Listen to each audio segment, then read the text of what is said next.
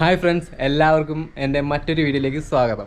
അപ്പോൾ നമ്മളിന്ന് കരിയത്തുംപാറ എന്ന സ്ഥലത്തേക്കാണ് പോകാൻ പോകുന്നത്. കോഴിക്കോട് തന്നെ നമ്മളിപ്പോൾ ഇൻസ്റ്റാഗ്രാമിലൊക്കെ പല വീഡിയോസൊക്കെ കാണാൻ പറ്റും കരിയത്തുംപാറ. അപ്പോൾ ശരിക്കുള്ള അവസ്ഥ എന്താണെന്ന് ഞാൻ കാണിച്ചു തരാം. അവിടെ എത്തിയിട്ട് എന്താണ് കരിയത്തുംപാറ. അതുപോലെ തന്നെ ഇവിടുന്ന് ഒരു 40 കിലോമീറ്റർ ദൂരം വരുന്നുണ്ട്. അപ്പോൾ നമുക്ക് പോകുന്ന കാഴ്ചകളും കാര്യങ്ങളൊക്കെ ജസ്റ്റ് ഒന്ന് കാണിച്ചു തരാം. പോകുന്നതിന് മുമ്പ് എന്തായാലും ഒരു ലോങ് എന്ന് പറയാൻ പറ്റില്ല, 40 ഒരു 80 കിലോമീറ്ററിൻ്റെ അടുത്ത് വരും. എന്തായാലും വയനാട് പോകാൻ പറ്റുവാണെങ്കിൽ ഞാൻ വയനാടും കൂടി പോകുന്നുണ്ട്. എന്തായാലും നമുക്ക് പോകുന്ന കാഴ്ചകളും എല്ലാം കൂടിയിട്ട് കാണാം.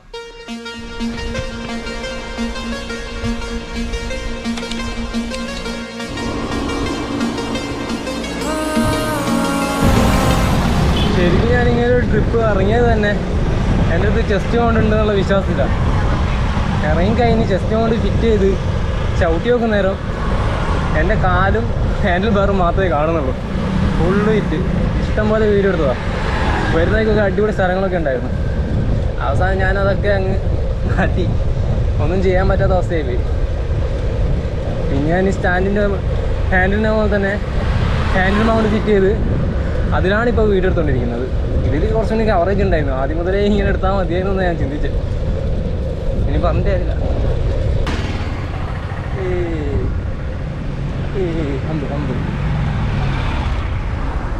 ചെസ്റ്റ് കൊണ്ടാണെങ്കിൽ കറക്റ്റ് അവിടെ കിടന്ന് നല്ല അടിപൊളിയായിട്ട് വീഡിയോ എടുക്കും. വെയിൽ വന്നിട്ടുണ്ട്, പിന്നെ വെയിൽ വന്ന് ഇവിടെ പിന്നെ സൈഡിലൊക്കെ കുറച്ച് മരങ്ങളൊക്കെ ഉള്ളതിനെ കൊണ്ട് അദ്ദേഹം തണലും കിട്ടും. ചവിടുമ്പോൾ കുറച്ച് ചെറിയ കാറ്റും ഉണ്ട് കേട്ടോ.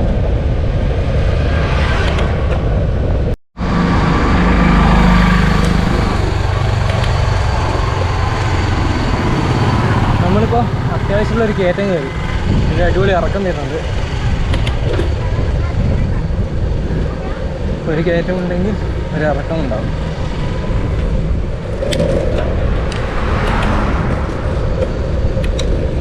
അതാണ് നമ്മൾ ഇതിൻ്റെ പ്ലസ് പോയിന്റ്. കയറുന്ന കയറ്റമൊക്കെ ഇറങ്ങുമ്പോൾ വെറുതെ ആയിട്ട് നമ്മൾ സമയം. കാരണം നമ്മൾ കയറിയത് അത്രയും ഓർമ്മ പോലും ഉണ്ടാവില്ല. അങ്ങനത്തെ രീതിയിലായിരിക്കും ഇറക്കം ഇറങ്ങി കഴിയുമ്പോൾ ഉണ്ടാകും.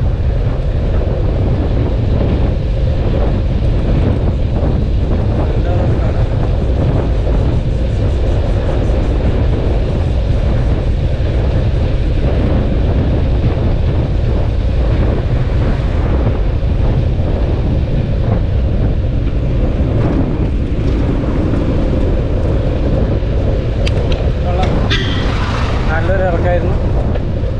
ഇനി അടുത്ത ഒരു ഇറക്കം കൂടിയിട്ട്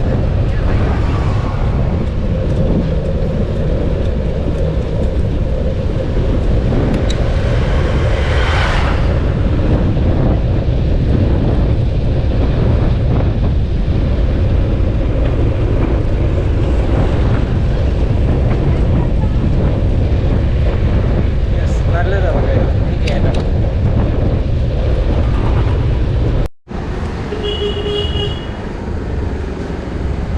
നമ്മൾ പോയി കാണുന്നുണ്ടോ? വെയിലും വരുന്നുണ്ട്,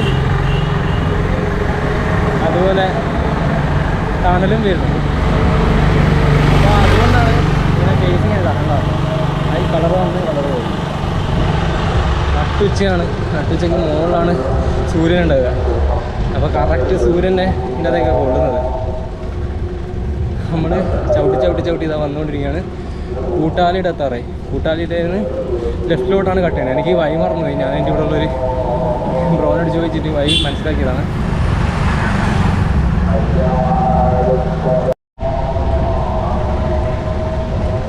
യെസ്, കൂട്ടാലിയുടെ എത്തി.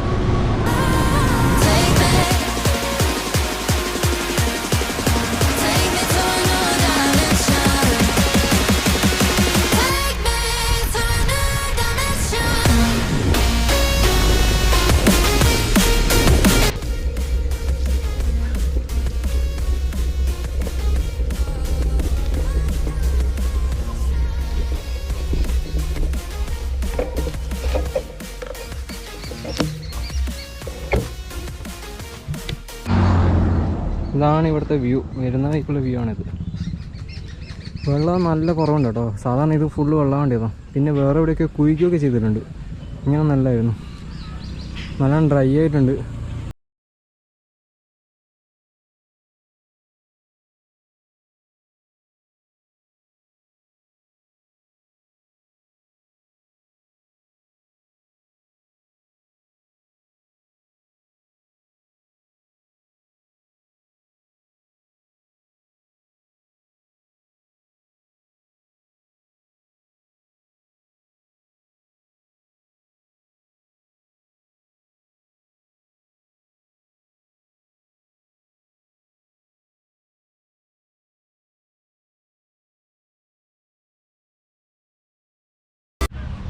അങ്ങനെ നമ്മളിതാ കരിയത്തുംപാറ എത്തിയിട്ടുണ്ട്.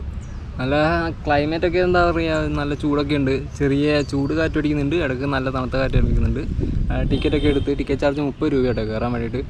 ടിക്കറ്റ് ചാർജൊക്കെ എടുത്ത് കയറി നമ്മളിത് റെസ്റ്റൊക്കെ എടുത്തുകൊണ്ടിരിക്കുക. ഇവിടെ ഒരു തണലത്ത് വന്ന് റെസ്റ്റൊക്കെ എടുത്തുകൊണ്ടിരിക്കുകയാണ്.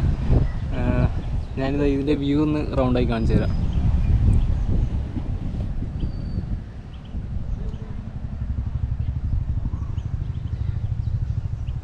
അടിപൊളി വ്യൂ ആണ്. ചുമ്മാ ഇങ്ങനെ ഇരിക്കാൻ ഇവിടെ വന്നിട്ട് മല കാണാം, നൈസാണ്. ഇനി കാർമേഘങ്ങളൊക്കെ വന്ന് ഒരു വൈകുന്നേരം ആകുമ്പോൾ തന്നെ സെറ്റാണെന്ന് വിചാരിക്കുന്നുണ്ട്. ഇവിടെയൊക്കെ സാധാരണ നല്ലോണം വെള്ളം ഉണ്ടാകാണല്ലോ, പക്ഷേ ഇവിടെയൊക്കെ വറ്റി കിടക്കുന്നുണ്ട്. ഡാം തുറന്നിട്ടാലേ വെള്ളം ഉണ്ടാവുള്ളൂ. ചെറിയ ടൈം ലാപ്സൊക്കെ കാണാം നമുക്ക് ഇവിടുത്തെ.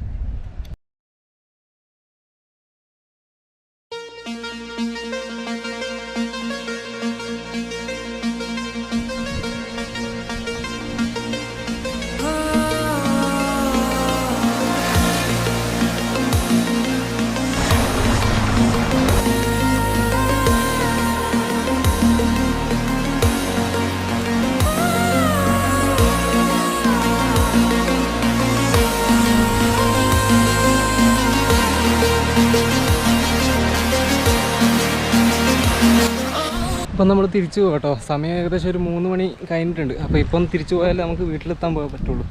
ഇതാ കരിയത്തുംപാറ നമുക്ക് ജസ്റ്റ് ഒന്ന് വിളിച്ച് കാണിച്ചു തരാം.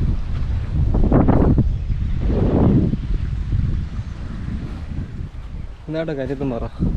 നല്ല അടിപൊളി വ്യൂ ഉണ്ട്. ഫാമിലിയായിട്ടൊക്കെ വരുന്നവർ ജസ്റ്റ് ഒന്ന് വരിക, കാണുക, ഇവിടെ റെസ്റ്റ് എടുക്കുക. ഫുഡൊക്കെ ഇവിടെ തന്നെ നമുക്ക് കൊണ്ടുവന്ന് ഇവിടെ നിന്നൊക്കെ നമുക്ക് കഴിക്കാം. പക്ഷേ പ്ലാസ്റ്റിക് ഒന്നും ഇവിടെ കളയരുത്. അതൊക്കെ ജസ്റ്റ് നിങ്ങൾ എന്ത് ചെയ്യണം, അത് കീപ്പ് ചെയ്യണം. ഇവിടെ പ്ലാസ്റ്റിക്കിൻ്റെ ബേസിനൊക്കെ വെച്ചിട്ടുണ്ട്, അതിനകത്തൊക്കെ ഇട്ടിട്ട് സഹകരിക്കണം. അപ്പോൾ എന്നാലും നമ്മുടെ നാട് നന്നാവുള്ളൂ. അങ്ങനെയൊക്കെ ചെയ്തിട്ടുണ്ടെങ്കിൽ വൃത്തിയൊക്കെ ഉണ്ടാവുള്ളൂ. അല്ലെങ്കിൽ ഫുള്ള് പ്ലാസ്റ്റിക്കും സാധനങ്ങളൊക്കെ ആയിരിക്കും ഇവിടെയൊക്കെ ഉണ്ടാവുക. അടിപൊളി കേട്ടോ. ഇവിടെ ശരിക്കും ഒരു എന്താ പറയുക, ഡിസംബർ ആ സമയമൊക്കെ ആകുമ്പോൾ കുറച്ച് തണുപ്പ് വരും. ആ തണുപ്പ് വരുന്ന സമയത്ത് ഇങ്ങോട്ടേക്ക് ഇറങ്ങണം. മഴക്കാലത്ത് വന്നിട്ടൊന്നും ഒരു കാര്യമൊന്നുമില്ല. മഴക്കാലത്ത് വന്നാൽ അബദ്ധമാണ്. ഒരു കോടയൊക്കെ ഇറങ്ങുന്ന ഒരു നോർമൽ സമയം, ആ സമയത്ത് കറക്റ്റ് ആ ടൈമിൽ വന്നിട്ടുണ്ടെങ്കിൽ സെറ്റായിരിക്കും. വെയിലത്തൊക്കെ വന്നിട്ടുണ്ടെങ്കിൽ നമുക്ക് റെസ്റ്റ് ഒക്കെ എടുക്കാൻ പറ്റും. ഇപ്പോൾ എല്ലാ സ്ഥലത്തും ചൂട് തന്നെയാണ്. ഇതാട്ടോ ഇതിൻ്റെ എൻട്രൻസ്. 2-3 എൻട്രൻസ് ഉണ്ട്. അതിൽ ഒരു എൻട്രൻസ് ആയത്. ടിക്കറ്റ് എടുക്കണമെങ്കിൽ അപ്പുറത്ത് വേറൊരു കൗണ്ടറുണ്ട്, അവിടെ പോയിട്ട് ടിക്കറ്റ് എടുക്കണം. അല്ലെങ്കിൽ ഇതിൻ്റെ അപ്പുറ സൈഡിലൊരു കൗണ്ടറുണ്ട്, അവിടെ നിന്ന് ടിക്കറ്റ് എടുക്കണം. എന്നിട്ട് വേണം കയറി വരാൻ. നമ്മളിതാ തിരിച്ചു പോകാം കേട്ടോ. ഇതാണ് നമ്മളെ കരിയത്തുംപാറ.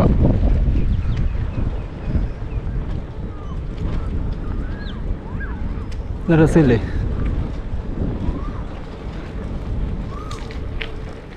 കഴിഞ്ഞു നമ്മളെ റോഡ്.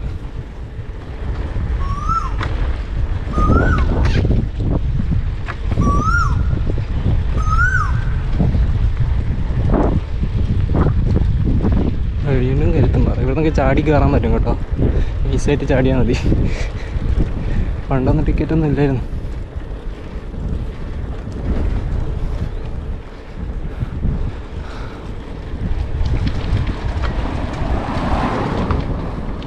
പണ്ട് ഇവിടെ ഒരു ടിക്കറ്റിൻ്റെ ആവശ്യമില്ലായിരുന്നു. കാണുന്നവർ വരിക, കയറുക, പോവുക. പക്ഷെ അന്ന് കുറേ പ്ലാസ്റ്റിക്കും കാര്യങ്ങളുണ്ടായിരുന്നു. ഇന്ന് പ്ലാസ്റ്റിക്കൊക്കെ നല്ല രീതിയിൽ കുറഞ്ഞിട്ടുണ്ട്. പിന്നെ മെയിൻ സീൻ എന്താണെന്ന് വെച്ചാൽ, ഡാമിൽ നിന്ന് വെള്ളമില്ലാത്തതുകൊണ്ട് അവിടെ നിന്ന് കുളിക്കാൻ പറ്റില്ല.